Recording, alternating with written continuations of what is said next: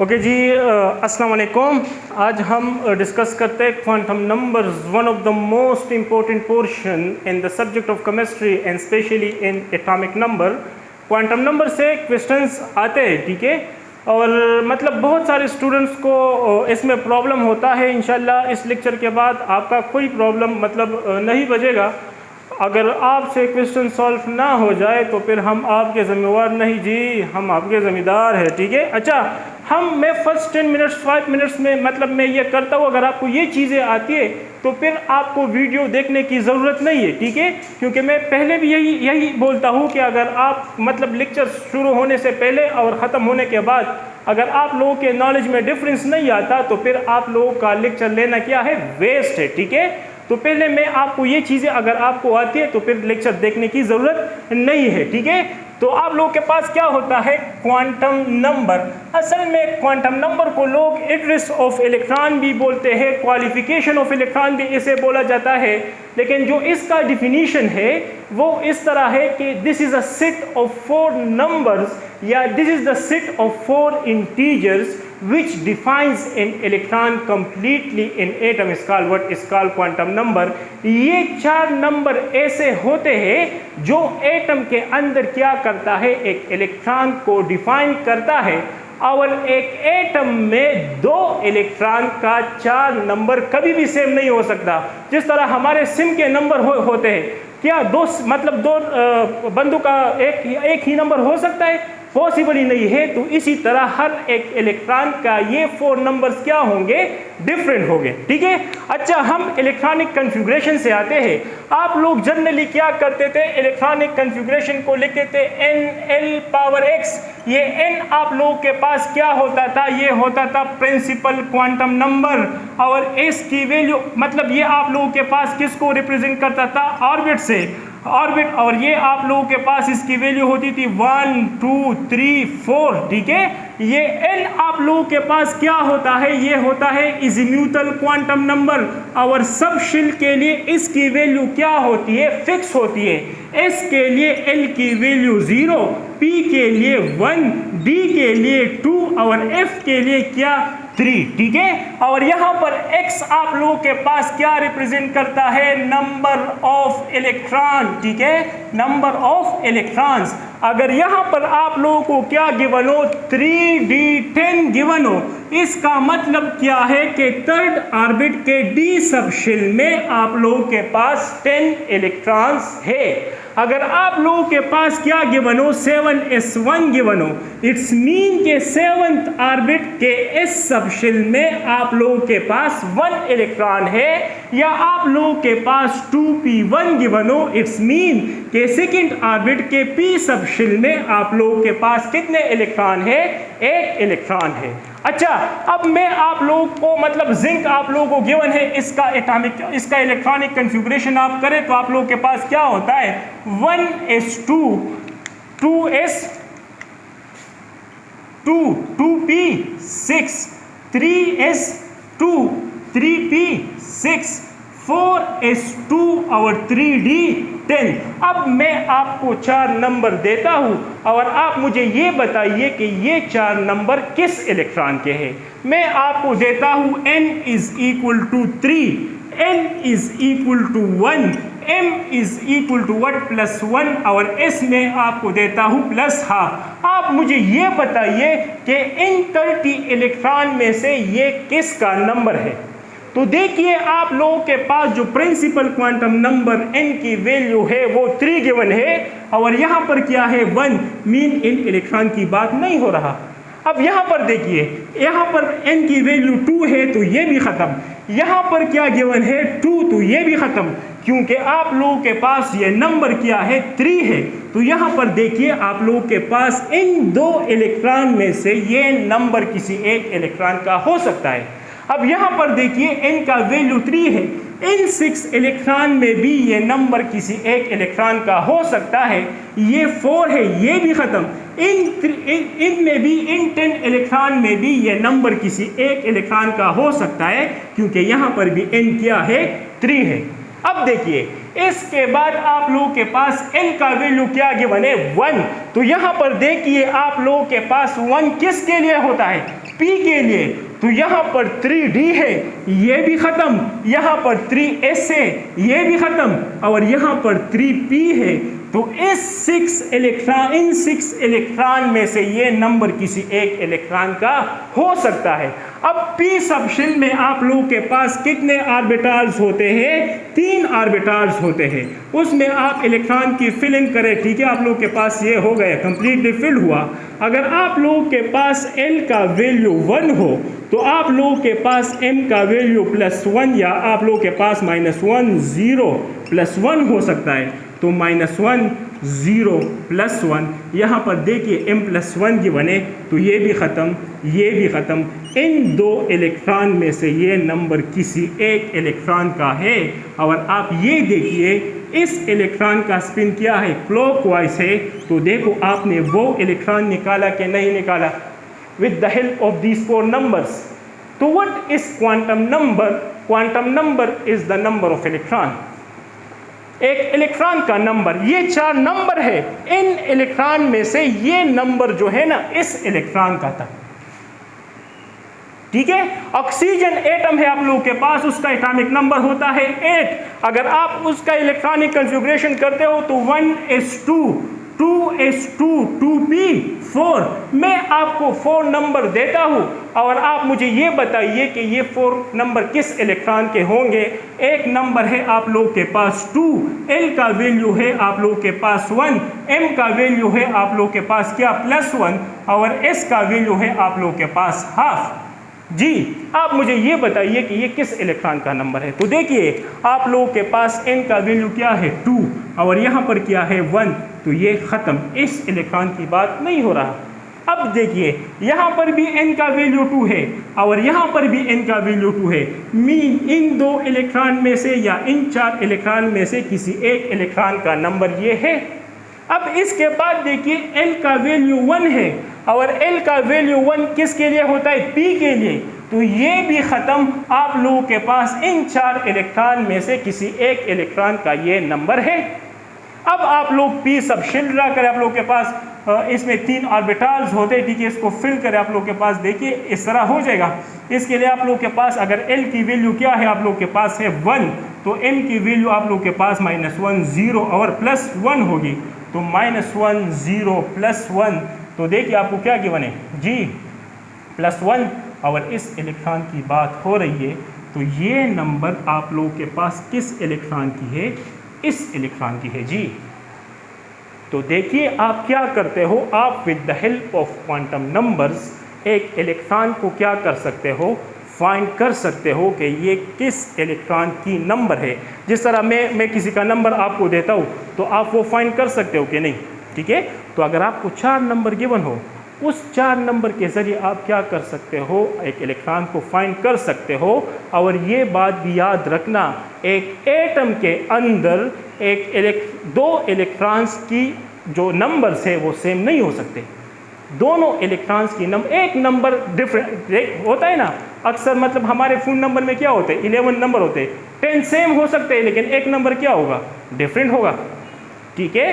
तो आप लोगों के पास चारों नंबर 2 इलेक्ट्रॉन के क्या सेम नहीं हो सकते। अच्छा, आप लोगों के पास क्या होता है, अगर मैं आपसे बोलूं कि मेरे पास यही जिंक में आप क्या करें, फाइंड करें। मेरे पास n का वैल्यू क्या है 3, l का वैल्यू मेरे पास क्या है 3, m का वैल्यू मैं आपको देता हूं +1 और s का वैल्यू देता हूं ½ आप मुझे ये बताइए कि ये किस इलेक्ट्रॉन का नंबर है।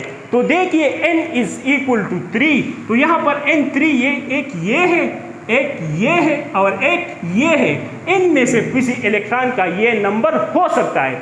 लेकिन यहाँ पर देखिए l का वैल्यू क्या गिवन है, 3 गिवन है, और l का वैल्यू 3 किसके लिए होता है, f के लिए होता है।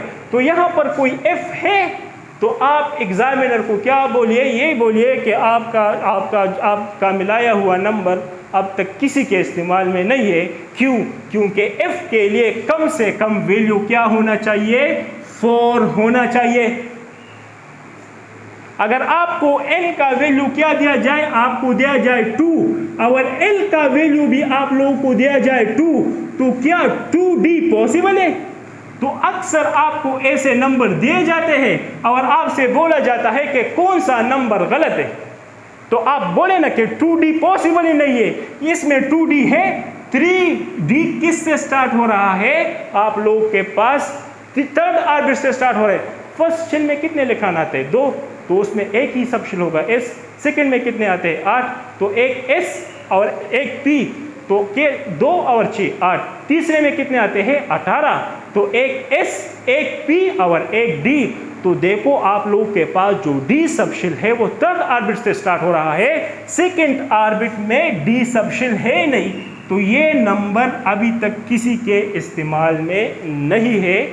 और अगर ये आपको पता है तो आपको वीडियो देखने की ज़रूरत नहीं है। अभी मैं आप लोगों को क्वांटम नंबर स्टार्ट करता हूँ, बस 10-15 मिनट है, ठीक है, इतना ही लेता, 5-5 मिनट में करता हूँ।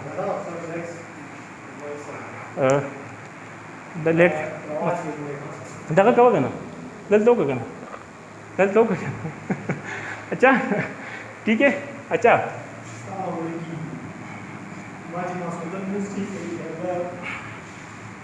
ओके।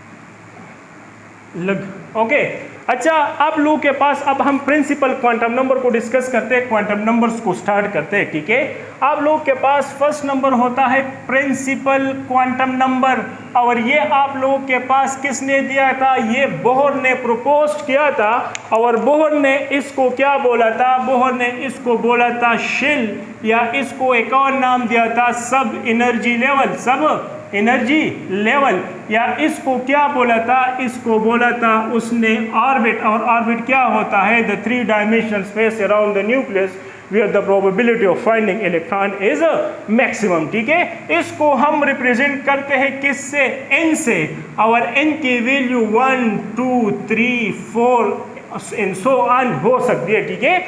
n का वैल्यू अगर 1 हो तो ये k l m n, मतलब ये नेम आप क्या कर सकते हो? दे सकते हो शेल को, फर्स्ट शेल को k, सेकंड को l, थर्ड को m और फोर्थ को n, ठीक है। जो प्रिंसिपल क्वांटम नंबर है उसे हम किससे डिनोट करते हैं? n से। ये बोहर ने क्या किया था? प्रपोज किया था।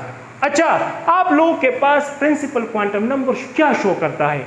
क्या आप लोगों को बताता है? ये आप लोगों को बताता है क्या? रेडियस ऑफ ऑर्बिट या distance of electron from the nucleus. Average distance of electron from the nucleus mean एक इलेक्ट्रॉन न्यूक्लियस से कितना दूर है, ठीक है। आप लोगों ने पढ़ा था ना कि R is equal to 0.529 angstrom into what? Into n square upon what? Upon z। अगर आप लोगों के पास n का value mean principal quantum number की वैल्यू इंक्रीज होती है तो distance between the nucleus and electron क्या होता है? इंक्रीज होता है। आपने ये पढ़ा था कि नहीं पढ़ा था? ये आपको क्या बताता है? एनर्जी ऑफ इलेक्ट्रॉन बताता है कि इलेक्ट्रॉन की एनर्जी हाई होगी या कम होगी। असल में एनर्जी ऑफ शेल की होती है, लेकिन जिस शेल में इलेक्ट्रॉन हो इसमें उसकी एनर्जी भी ज़्यादा है ना।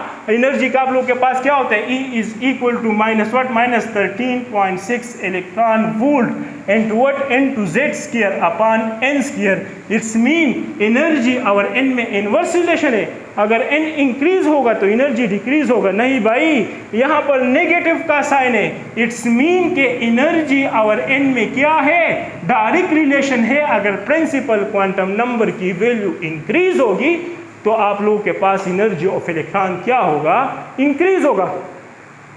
सिंपल सी बात है जी। अच्छा, इसके बाद आप लोगों के पास ये इस मतलब और आपको ये क्या बताता है? ये आप लोगों को बताता है नंबर, क्या? नंबर ऑफ सब शेल, क्या? Number of sub shell in what? In a shell. एक शेल में कितने सब शेल होंगे वो आप लोगों के पास n का ही इक्वल होता है। फर्स्ट शेल में कितने मतलब सब शेल है? एक, वो होता है s। फर्स्ट शेल में क्या होते हैं? आप लोगों के पास जो फर्स्ट है उसमें एक ही सब शेल होता है, वो होता है s। अगर n की वैल्यू 2 हो जाए तो आप लोगों के पास कितना होगा? आप लोगों के पास होगा एक s और एक p, क्योंकि सेकेंड ऑर्बिट में 2 सब शेल है। थर्ड में कितने होंगे आप लोगों के पास? 3, एक S, एक P और एक क्या D। और फोर्थ में कितने होंगे आप लोगों के पास? क्या फोर्थ सब शेल होंगे फोर्थ ऑर्बिट में, एक S, एक P, एक D और एक क्या F। तो अब यहाँ पर देखिए आप लोगों के पास S1 से स्टार्ट होता है 2S और P कहाँ से स्टार्ट होता है? 2 से। 3S, 3P और D कहाँ से स्टार्ट होता है? 3 से। यहाँ पर आप लोगों के पास 4S, 4P, 4D और F कहाँ से स्टार्ट हो रहा है? F स्टार्ट हो रहा है 4 से। तो इसलिए मैंने आपको क्या बोला कि n का वैल्यू F सब शेल के लिए कभी 3 नहीं हो सकती, उसके लिए कम से कम क्या होना चाहिए? उसके लिए कम से कम 4 होना चाहिए। अगर मैं आपको n का वैल्यू दे दूं 3 और आप लोगों को l का वैल्यू दे दूं 3 तो ये पॉसिबल ही नहीं है जी, क्योंकि n का वैल्यू 3 और l का वैल्यू किसके लिए 3 होते हैं? D के लिए, सॉरी F के लिए। तो क्या 3F पॉसिबल है? यहाँ पर 3F है? नहीं है। तो ये नंबर आप लोगों के पास गलत है और आपसे पेपर में यही पूछता है कि which one of the following number is wrong या इनकरेक्ट सेट। तो यही नंबर जो है ना अभी तक किसी के इस्तेमाल में नहीं है। ठीक है, आप लोगों को क्या गिवन होता है? n का वैल्यू आप लोगों को गिवन होता है 2, l का वैल्यू आप लोगों को गिवन होता है 2, तो ये हो जाएगा 2D। तो क्या 2D है? D कहाँ से स्टार्ट हो रहा है? 3 से। इसीलिए ये नंबर भी आप लोगों के पास क्या है? गलत है। तो आप लोगों के पास जो प्रिंसिपल क्वांटम नंबर है वो क्या बताता है? वो बताता है number of sub shell in a shell. ठीक है, अच्छा ये जगह ठीक है, ओके मैं मिटाता हूँ।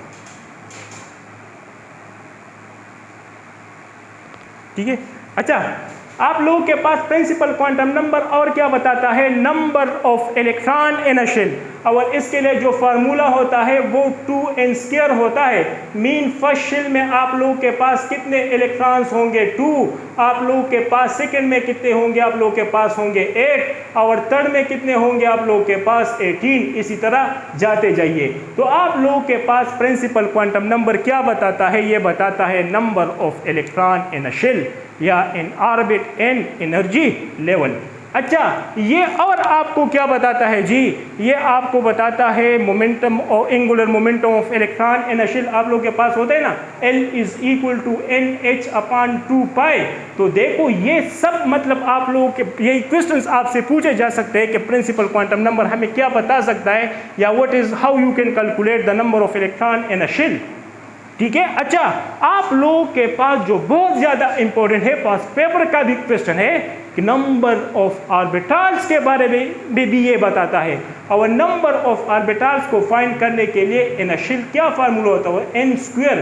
फर्स्ट शेल में कितने ऑर्बिटल होते हैं? 1 का स्क्वायर 1।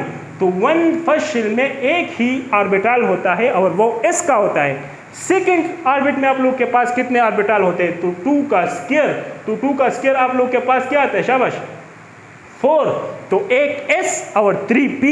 थर्ड ऑर्बिट में आप लोग के पास कितने ऑर्बिटल होते हैं? 9। एक S 3P, सॉरी एक S 3P और 5D। तो 9 हुए कि नहीं? फोर्थ में कितने होंगे? 16, 7 उसके भी आ जाएंगे F के। तो देखो ये सब क्वेश्चंस आपसे पूछे जा सकते हैं कि how many orbitals are there in the K shell. तो देखो एग्जामिनर आपको घुमाएगा। अब K क्या? K फर्स्ट शेल की बात हो रहा है।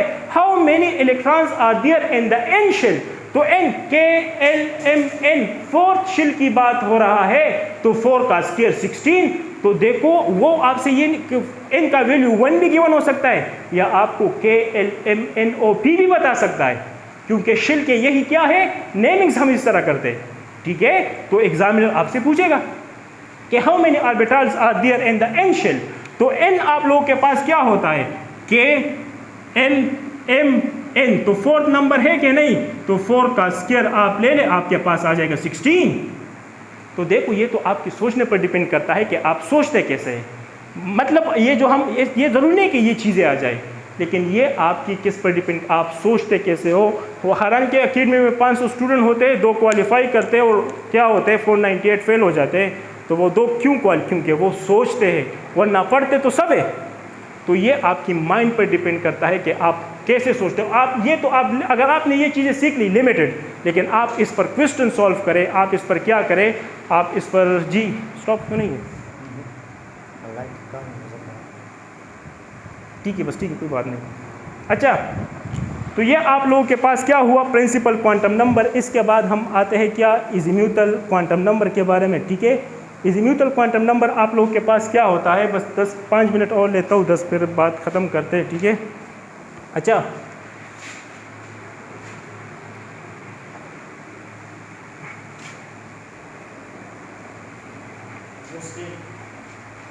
हाँ लेकिन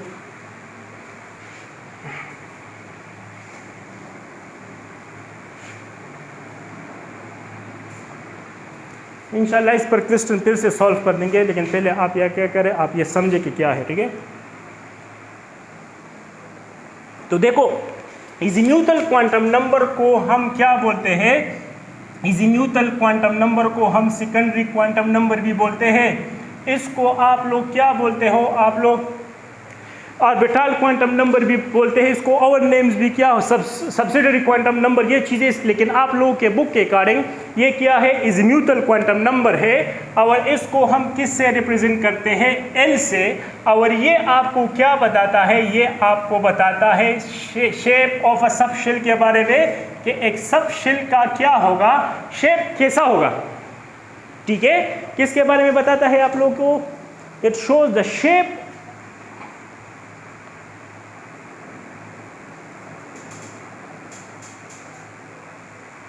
Stop this.